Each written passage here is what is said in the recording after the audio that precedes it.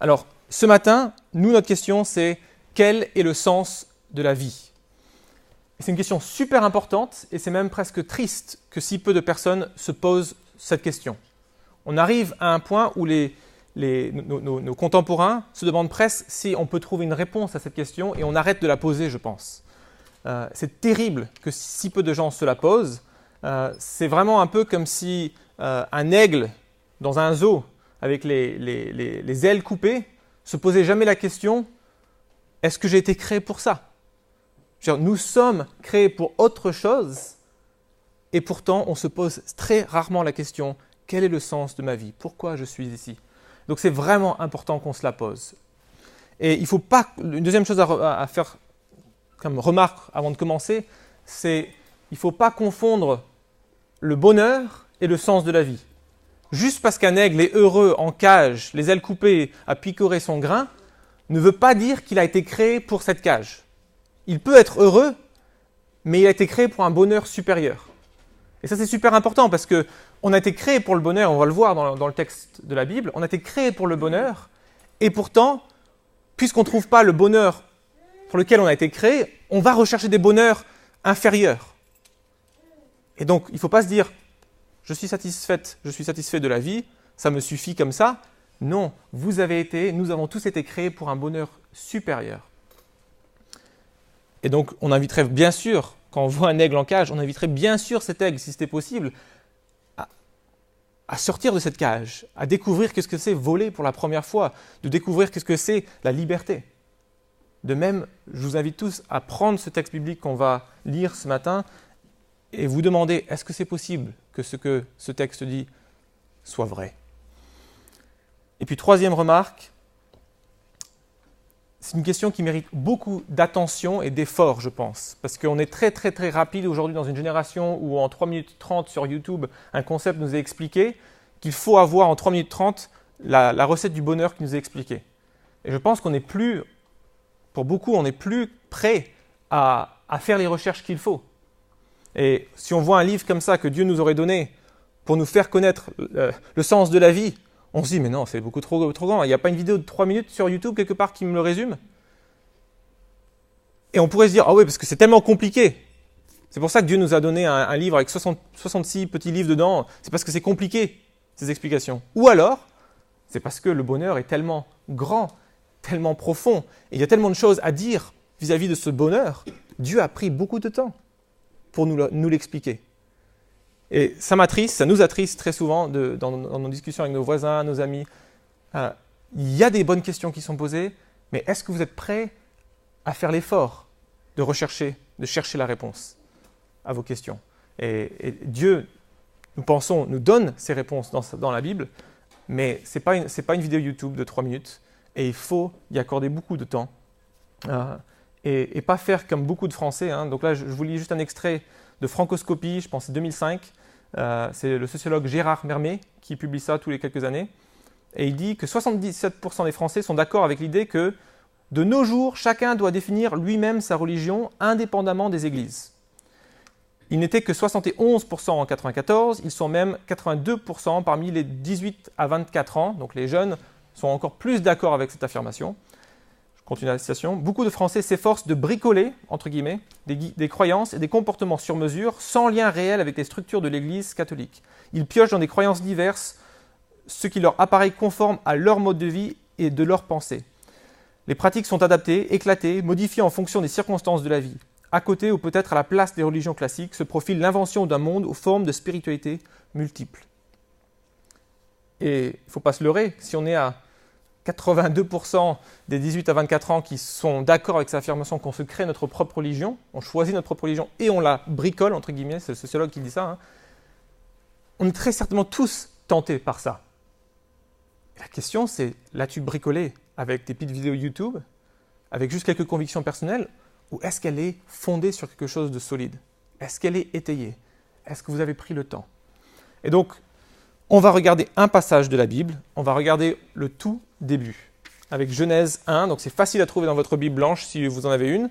Si vous n'en avez pas, levez la main et il y en a encore plein là-bas sur la table. Vous avez tous une Bible? Je vous invite vraiment à le prendre. Et si vous n'avez pas de Bible chez vous, prenez celui-ci, il est cadeau, hein, celui qu'on vous a donné à l'entrée. Vous pouvez repartir avec. Et on va lire donc Genèse 1. Il n'y a pas de numéro de page parce que la page apparaît à la page suivante, hein, mais c'est la page 3. Et pourquoi est-ce qu'on prend ce texte? Pourquoi prendre ce passage? Parce qu'il répond très bien aux questions que les Pontois se sont posées. Je vous lis quelques-unes des questions. C'était beaucoup plus que quel est le sens de la vie. Il y avait beaucoup la question du pourquoi. Je vous lis les questions. Quel est le sens de la vie? Pourquoi tout ça? Pourquoi tout ça? Pourquoi avoir créé l'homme? Pourquoi la vie? Quel est le sens de la vie? Pourquoi on est ici? Quel est le vrai sens de la vie? Pourquoi la vie? Quel est le sens de notre existence? Qu'est-ce que je fais sur cette terre? Pourquoi venir au monde si on doit mourir? Ça, c'était des questions posées par des vraies personnes. Et vous voyez la question pourquoi? Et le texte le plus fondamental, c'est Genèse 1, Genèse 2, Genèse 3, pour comprendre le pourquoi. Il ne dit pas tout. C'est un peu comme les premiers chapitres d'un super roman qui poserait bien le cadre, qui nous fait bien connaître les personnages, mais il ne dit pas toute l'intrigue. Et donc il y aura des limites, et on va parler de ça.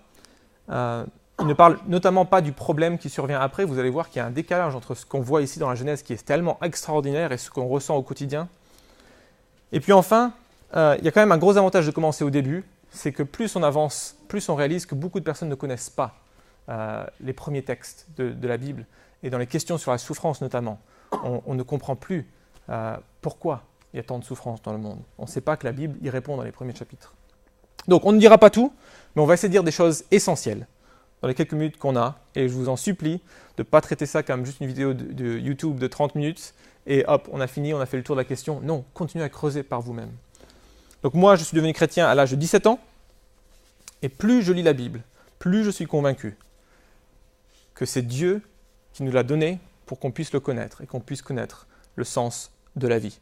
Donc on va regarder 5 choses dans ce passage, et on commence au premier verset, pour déjà la chose la plus fondamentale presque. Il faut commencer là, c'est fou, mais il faut commencer là. Verset 1 du chapitre 1. « Au commencement, Dieu créa le ciel et la terre. » Au commencement, Dieu. Ces 3 premiers mots sont complètement opposés à beaucoup de l'air ambiant qu'on respire dans notre société contemporaine. Au commencement, Dieu.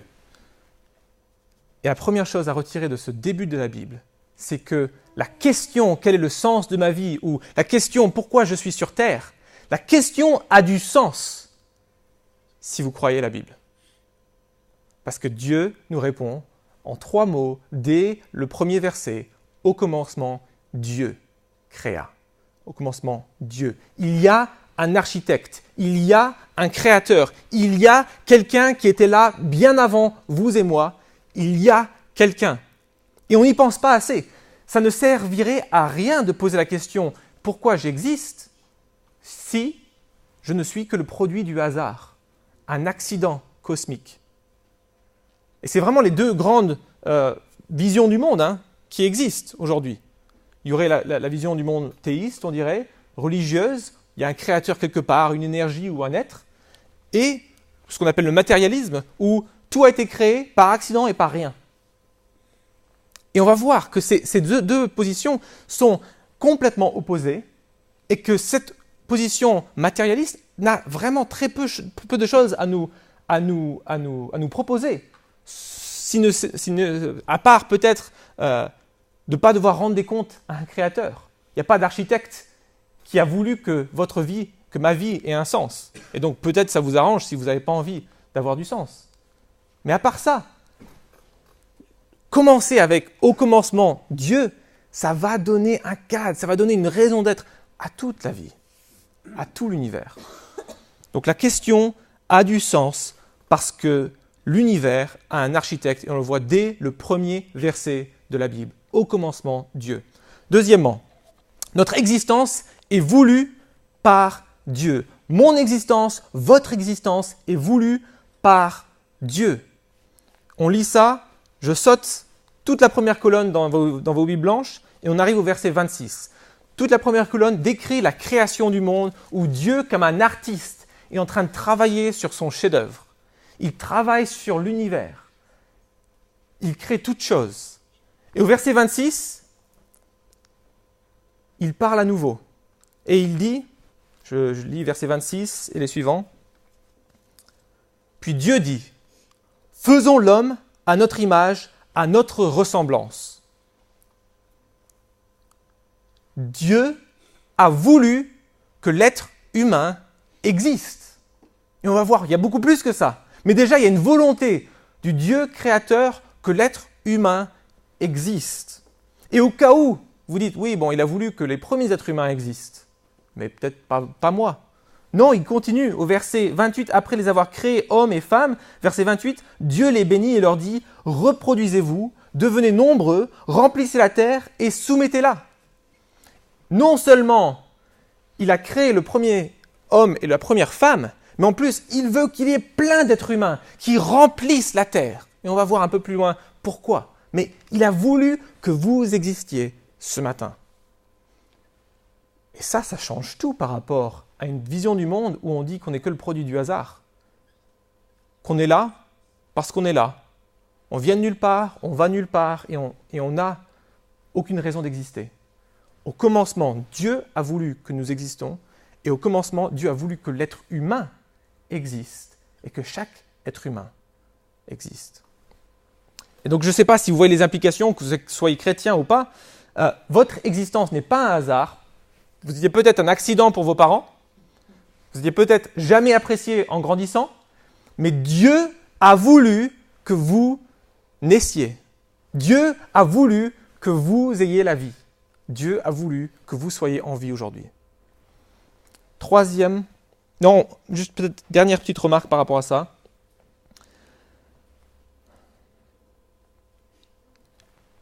Une des conséquences de ce texte-là, verset 26, verset 28 du premier chapitre de la Genèse, c'est réfléchissez quand quelqu'un va mal, quand quelqu'un a un problème identitaire. On l'encourage à essayer de trouver de la valeur dans ce qu'elle fait, cette personne, essayer de trouver un sens à sa vie. On l'encourage en fait à bricoler, comme dit Gérard Mermier, le sociologue, à bricoler une identité, à bricoler un sens à la vie. Et Dieu n'a jamais voulu qu'on fasse ça. Si c'est ce qu'on fait aujourd'hui, c'est bien parce qu'il y a eu un problème depuis. Mais Dieu, il voulait faire quoi? Il voulait qu'on sache.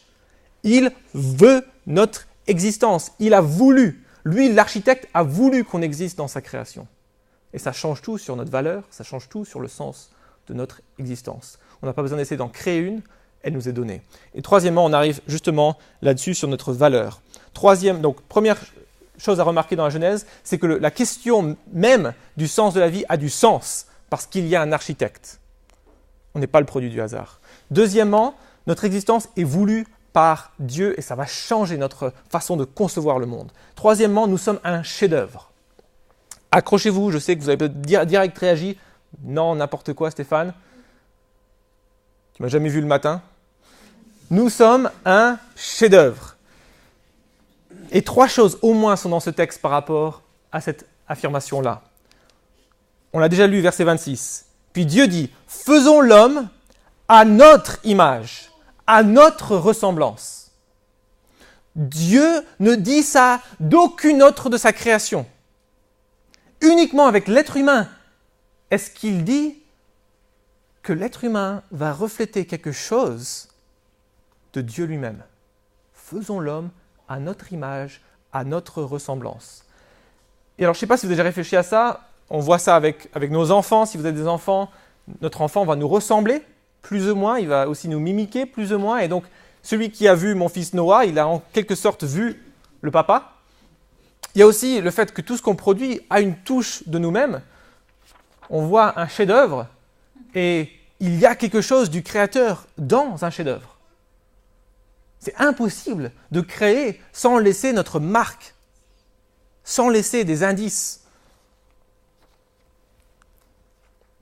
Donc au minimum, être créé à l'image de Dieu veut dire que nous reflétons certaines des caractéristiques de Dieu. Et puis il y a aussi une question d'autorité. Le texte dit que l'homme va dominer sur le reste de la nature. Il y a le fait que, parce que nous sommes créés à l'image de Dieu, nous n'avons pas plus... Comment dire ? Il ne faut pas dire que tout d'un coup on peut dénigrer, dominer de façon malsaine sur la nature. Mais c'est l'idée qu'on va avoir plus de responsabilité, parce qu'on est créé à l'image de Dieu. Et donc on va être, si on veut, concierge. On va être responsable, co-responsable de tout ce que Dieu a créé. Et on va rendre des comptes à notre Créateur. On va s'occuper pour lui de ce que lui il a créé. On le voit ça donc dans verset 26, qu'il domine sur les poissons de la mer, sur. On le voit de nouveau au verset 28, dominer sur les poissons de la mer, sur les oiseaux du ciel, etc. Autre remarque par rapport à « nous sommes un chef-d'œuvre ». L'être humain est un chef-d'œuvre. C'est super intéressant de remarquer que Dieu constate, après avoir créé l'être humain, que ce qu'il a fait est très bon. C'est verset 31. Dieu regarda tout ce qu'il avait fait et il constata que c'était très bon. Vous allez peut-être réagir en disant « tu vas trop loin » si moi je dis « ça veut dire que tout est parfait ». Ça veut dire que l'être humain était parfait. Vous pouvez dire « le texte ne dit que très bon ». Oui, mais vous allez voir qu'un Dieu qui est parfait, quand lui, il constate que quelque chose est très bon, c'est parfait. C'est parfait, il n'a plus rien à redire. Plus que ça, troisième remarque sur « nous sommes son chef-d'œuvre », l'être humain est le summum de la création et ça indique bien qu'on est parfait, qu'ils étaient parfaits. Le texte qu'on a sauté mentionne 6 fois que Dieu regarde ce qu'il avait créé et il constata que c'était bon. Regardez par exemple verset 4, dans la première colonne en haut, verset 4, « Dieu vit que la lumière était bonne ». Ou regardez verset 10, « Dieu appela le sec terre et la masse des eaux mer. Dieu vit que c'était bon ». Ou alors verset 12, dernière phrase, « Dieu vit que c'était bon ». Ou alors verset 18, « Dieu vit que c'était bon ». Et encore verset 21, « Il créa aussi tous les oiseaux selon leur espèce. Dieu vit que c'était bon ». 6 fois, Dieu crée, il regarde son chef-d'œuvre et il dit « c'est bon ». Et au verset 26, il crée l'être humain. Et à la fin de cette section où il crée l'être humain et il leur donne des rôles, et on arrive là-dessus, il regarde tout ce qu'il avait fait, verset 31, et il constata que c'était bon ? Non, il constata que c'était très bon. L'être humain est le chef-d'œuvre de la création, il est créé à l'image de Dieu, il est parfait, il était parfait, je dois parler au passé, vous allez voir pourquoi, et il est le summum de la création. Et dernier indice de ça, c'est que la phrase suivante, le grand 2 là, verset 1, c'est ainsi que furent terminés le ciel et la terre et toute leur armée, tout leur contenu. Le 7e jour, Dieu mit un terme à son travail de création. Quand il crée l'homme et la femme et leur donne leur mission, il s'arrête. Tout est très bon et plus rien n'est nécessaire dans la création de Dieu. Il choisit de s'arrêter de son œuvre créatrice. Alors je sais que pour nous, ça peut nous sembler dingue ou impossible de croire que l'être humain est un chef-d'œuvre quand on voit l'être humain aujourd'hui, quand on se voit dans le miroir le matin, mais aussi quand on voit l'état de la planète. Et c'est ce que je vous ai dit, que le texte de la Genèse dit des choses vraies, dit des choses essentielles pour comprendre pourquoi nous existons, mais il ne dit pas tout. Après Genèse 1, il y a Genèse 2, et encore plus important, il y a Genèse 3, et on découvre que l'être humain a douté de la bonté de Dieu. L'être humain a voulu se libérer de la relation avec Dieu, en croyant que Dieu ne voulait pas son bien. Et depuis ce jour, effectivement, on doit parler au passé quand on dit qu'on est parfait. Alors, on est toujours le chef-d'œuvre. Franchement, on est créé à l'image de Dieu et quand les gens regardent, quand on regarde la diversité d'un être humain, on voit toujours l'image de Dieu. On voit quelque chose dans notre personnalité, dans notre intellect, dans notre désir de relation. On voit toujours quelque chose de Dieu. Par contre, ce chef-d'œuvre ici, qui chaque jour devait nous rappeler Dieu, a été brisé.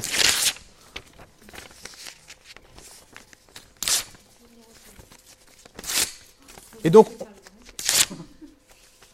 désolé à celui qui l'a fait. Et on n'a que des bouts. Mais quelle est la valeur de la Joconde déchirée en bouts, à votre avis?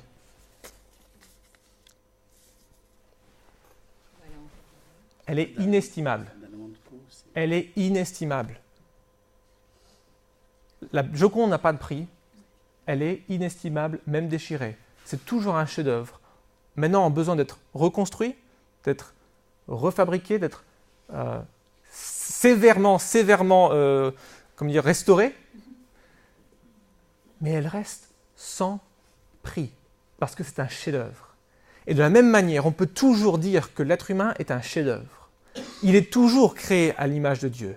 Quand on voit juste un bout du chef-d'œuvre maintenant, on voit encore le Créateur derrière. Même si on ne voit plus toute l'image qu'on devait voir, même si on ne voit plus tout le Créateur derrière.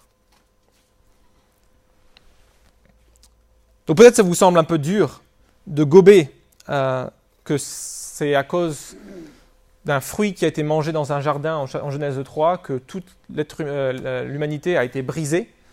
Je ne pourrais pas y répondre juste en quelques minutes ce matin.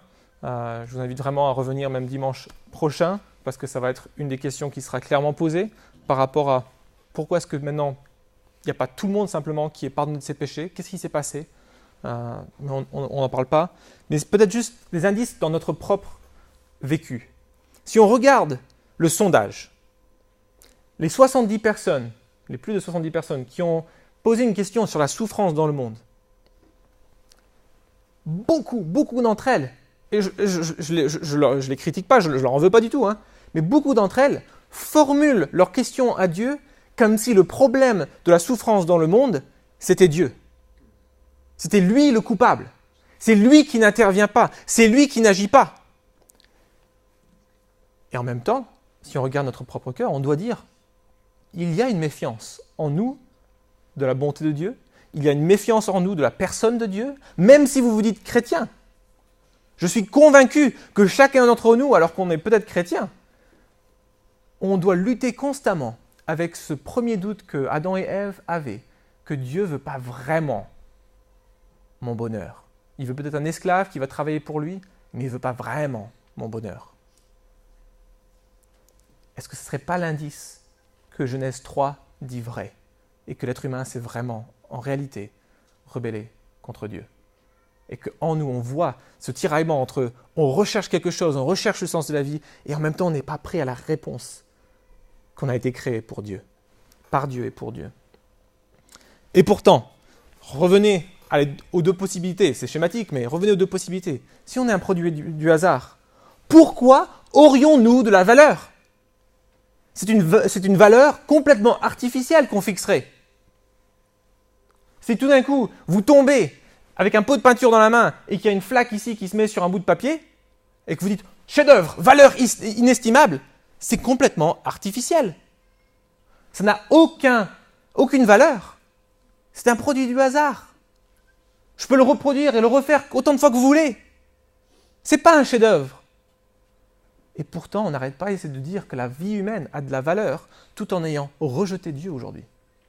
On veut croire qu'il faut préserver la vie humaine. Il faut se battre pour des réfugiés. Il faut se battre contre les génocides dans certains pays.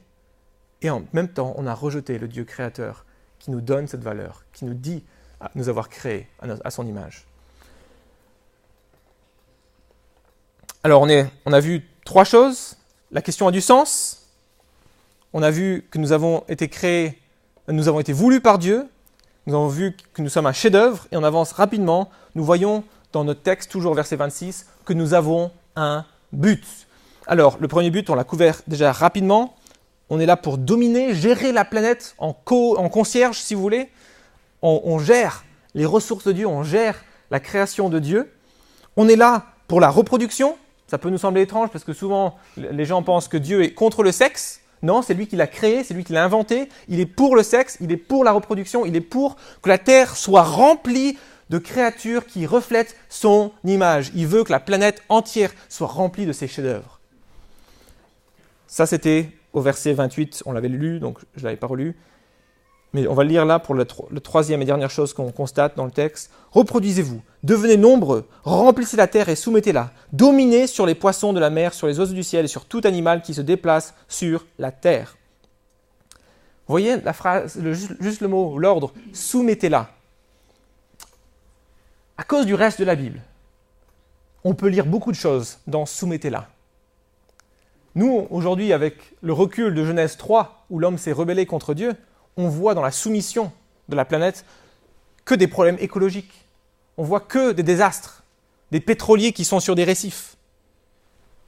Mais ici, dans un monde où il y a un chef-d'œuvre, l'homme et la femme, parfaits, créés à l'image de Dieu, quand il leur dit de soumettre la terre, il leur demande eux-mêmes de devenir créateurs.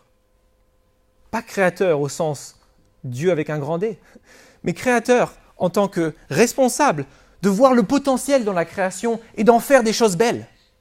De voir ici dans cet arbre le potentiel pour un pont, pour traverser une rivière. De voir ici dans ces graines et ces fruits, on pourrait faire une superbe recette avec ça. De voir que ce tronc d'arbre serait mieux mis en valeur si on taillait ici ses branches. De créer un jardin. De rendre la terre belle. De la gérer, de la soumettre. D'explorer, l'exploration, de remplir la terre. Comment voulez-vous remplir la terre si vous n'avez pas encore exploré la terre que Dieu a créée? Ce désir de curiosité, d'aventure, Dieu l'a mis en nous. Et donc, loin d'avoir un Dieu qui nous aurait donné des règles, qui nous aurait interdit le plaisir et qui ferait tout pour nous rendre la vie misérable, on a un Dieu qui nous a voulu. On a un Dieu qui nous a fabriqués de façon extraordinaire et on est le summum de sa création et il nous donne sens par le travail. Il nous donne des tâches qui sont adaptées à qui nous sommes, nous, ses images, nous, sa création. Et enfin, cinquième remarque dans ce texte, c'est celle qu'on voit dans toute la Bible et c'est celle où je dois m'éloigner un peu de ce passage même, mais il est là. Nous sommes créés pour le bonheur en Dieu. Nous sommes créés pour le bonheur. Déjà, on a du mal à le croire parfois. Nous sommes créés pour le bonheur en Dieu. Contrairement à ce que nous ressentons, franchement, croyants ou non, on lutte tous avec ce sentiment que Dieu ne veut pas notre bonheur. Nous sommes créés par Dieu pour le bonheur. Il nous a voulu, nous sommes son chef-d'œuvre, il a de belles missions pour nous, et on voit au verset 29, il pourvoit à nos besoins. Dieu dit aussi, je vous donne toute herbe à graines sur toute la surface de la terre, ainsi que tout arbre portant des fruits avec pépins ou noyaux, ce sera votre nourriture. Il donne plein de bonnes choses à sa créature. Plus que ça, il nous donne un lieu, il donne à Adam et Ève un lieu pour habiter qui est extraordinaire. Il le crée au chapitre 2, verset 8, mais je vais juste lire le verset 15, petite parenthèse que je trouve toujours marrant, mais vous savez, on dit souvent que le plus vieux métier du monde, c'est la prostitution. C'est n'importe quoi, ils n'ont jamais lu Genèse. Regardez avec moi, chapitre 2, verset 15, donc page 4 là maintenant. « L'Éternel Dieu prit l'homme et le plaça dans le jardin d'Éden pour qu'il le cultive et le garde. » La plus vieille profession du monde, c'est paysagiste. Il leur donne un lieu excellent dans lequel vivre et il est décrit dans le chapitre 2. On voit ce paradis que Dieu crée. Et pourquoi est-ce que ce lieu est un paradis ? Oui, il est parfait. Oui, il y a abondance. Oui, en plus, ils ont utilité, ils ont une vocation, ils sont appelés à travailler dans ce jardin. Plus que ça, la présence de Dieu rend ce paradis, le paradis. Et là, c'est là où on s'éloigne un peu. Regardez avec moi le chapitre 3, donc on est toujours à page 4. Mais on apprend, après la rébellion de l'homme et de la femme, on apprend que Dieu marchait régulièrement dans le jardin, en présence de ses créatures. C'est chapitre 3, verset 8. Quand ils entendirent la voix de l'Éternel Dieu en train de parcourir le jardin vers le soir. On ne va pas lire le reste, parce que le reste parle justement de leur honte. Ils commencent à se cacher de Dieu. Ils fuient la présence de Dieu depuis qu'ils ont douté de sa bonté. Mais on voit que Dieu parlait à Adam et Ève et il parcourait le jardin le soir. Et je sais que là, c'est vraiment peut-être le plus compliqué pour nous. On est, après la chute, on est brisé. on ressent en nous ce doute de la bonté de Dieu à notre égard. Et donc, quand la Bible nous dit qu'on a été créé pour Dieu et on a été créé pour être en relation avec Dieu, ça ne va pas forcément nous sembler comme être une bonne nouvelle. Parce qu'on n'arrive même plus à imaginer. Et c'est là où on doit se dire, prenez le bonheur le plus grand que vous puissiez imaginer et multipliez-le par 1 milliard. Voilà l'écart entre le bonheur qu'on vit aujourd'hui, en rébellion contre Dieu. Pourtant, on vit tellement de bonheur et de plaisir. Et le bonheur que ça devait être au tout début. Et l'Église de tous les siècles a toujours été d'accord sur ce point, que Dieu nous a créés pour le connaître, pour connaître le bonheur en sa présence, en relation avec lui. Saint Augustin disait « Notre cœur est sans repos jusqu'à ce qu'il trouve notre repos en toi, Seigneur. » Notre cœur est sans repos jusqu'à ce qu'on trouve notre repos en toi. Donc si vous ressentez ce vide existentiel, ces questions qui sont là, il faut se demander, est-ce que ce n'est pas vrai que j'ai peur de Dieu? Parce que je suis pécheur, je ne suis plus parfait ou parfaite. Mais est-ce que ce n'est pas vrai aussi que si je recherche le sens de la vie, de mon existence, c'est parce qu'il y en a un? Un téléphone créé par quelqu'un de très intelligent ne se pose jamais la question de son existence. C'est parce que nous sommes créés par Dieu, un être incroyable, qui nous a créés à son image, que l'on se pose ce genre de questions. La question du sens de la vie n'aurait pas de sens si on était le produit du hasard.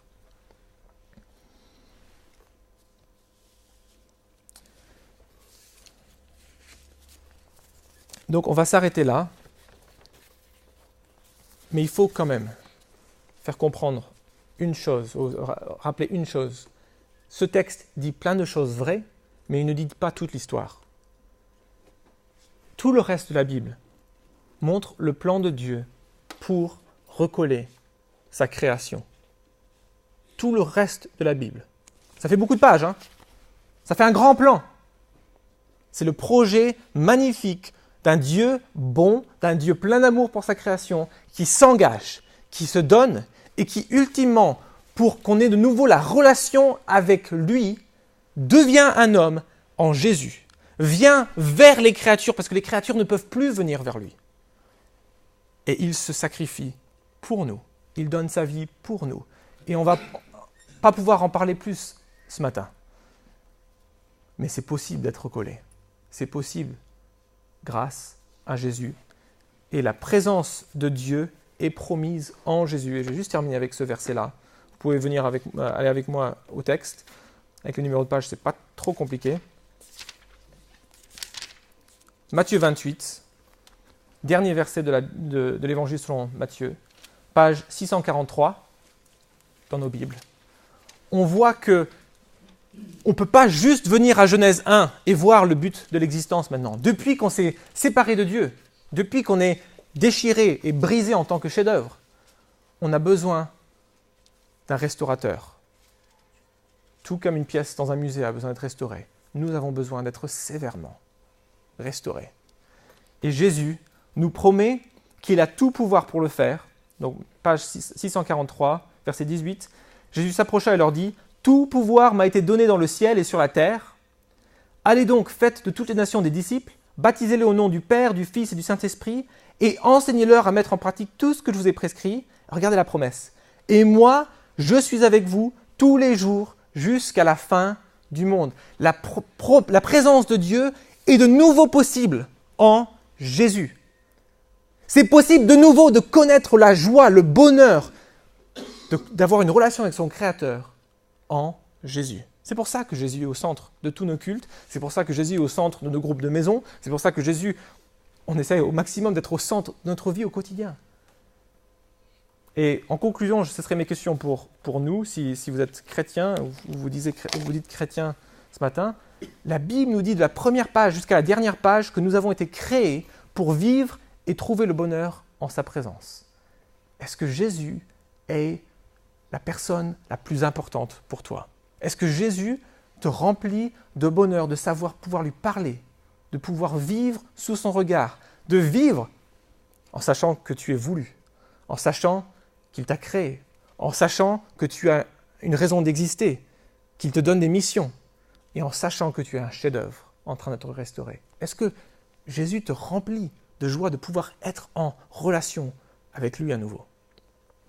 Et si vous êtes invité, merci d'avoir répondu à l'invitation. Le sens de la vie, en une phrase, c'est le bonheur de connaître Jésus. Le sens de la vie, c'est le bonheur de connaître Jésus. On aurait pu dire c'est le sens, c'est de connaître Dieu, mais parce qu'on a eu besoin d'être restauré, parce qu'on a tous besoin d'être restaurés, maintenant on parle de Jésus, qui est celui qui nous restaure.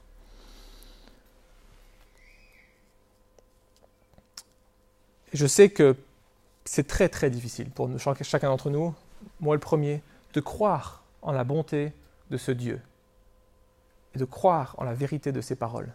Parce que nous sommes brisés et donc par défaut, on est prêt à aller se bricoler n'importe quelle croyance plutôt que venir à Dieu. Et je vous invite vraiment à ne pas vite décrocher, mais à vous demander les bonnes questions et à rechercher les réponses jusqu'à ce que vous les trouvez. Alors, on va avoir un apéro dans quelques minutes, mais on va avoir un temps de questions et de réponses d'abord. Juste peut-être quelques pistes pour aller plus loin, si vous voulez aller plus loin. On a quelques évangiles.net. C'est vraiment un beau petit évangile. C'est un extrait de la Bible. Je vous ai dit que la Bible a 66 petits livres dedans. Et ça, c'est l'évangile selon Jean qui raconte la vie de Jésus. Et je viens de dire que Jésus est super, super, super important pour nous. Et donc, vous pouvez le prendre, c'est gratuit. On les offre, l'Église les offre. Prenez-en un à la sortie et lisez-le chez vous.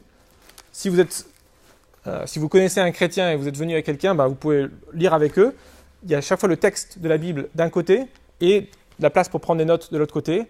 Il y a aussi des vidéos et quelques remarques sur des textes plus compliqués si vous avez besoin d'éclaircissement, d'éclairage. Et puis, si vous êtes intéressé de découvrir le fil rouge de la Bible, parce que la Bible est pleine d'histoires, mais il y a une histoire dans les petites histoires, en 6 rencontres, on peut parcourir le fil rouge, qui va regarder 6 textes essentiels de la Bible. Et vous pouvez demander plus d'infos. Il y a sur normalement toutes les chaises une petite carte qui a été posée. Mettez un moyen de vous contacter et votre nom. Et puis, vous pouvez en faire un. Ce sera sans doute ici, avec un des pasteurs. Et on peut découvrir comme ça le fil rouge de la Bible. Et puis, ce que j'ai oublié de dire, c'est pour tous ceux qui prennent l'évangile.net, dans 3 semaines, on va commencer une série sur l'évangile de Jean.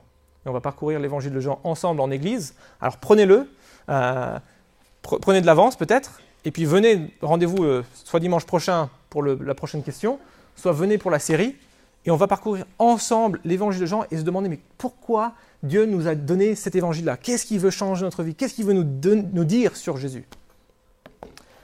Et puis profitez de l'apéro pour poser des questions. On est tous en chemin, on n'a pas forcément les réponses, moi le premier. Posez des questions, on est tous dans des parcours très différents, mais dites-nous les questions que vous posez, où est-ce que vous en êtes, faisons connaissance. Donc l'apéro sera dans quelques minutes, là on a juste un temps de questions-réponses. Si quelqu'un a des questions par rapport à ce qui a été dit, par rapport à ces 5 points, ce qui a été dit en intro, n'hésitez pas.